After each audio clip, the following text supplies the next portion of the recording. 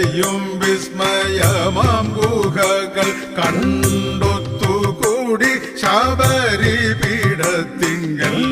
തത്ര നിന്നു ശബരിയെ വന്ദിച്ചു ഭക്തിപൂർവമായ അയ്യപ്പ ഭാഗ്യമ ഏറെ മോദാൽ 18 നൽപടി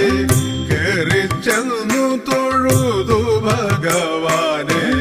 മാറിപ്പോന്നു കുടിലും ചമച്ചുടൽ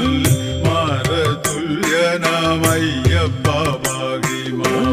അയ്യനെ നിനച്ചന്നു വസിച്ചുടൽ പയ്യെ നേരം പുലരും ദശാന്തരെ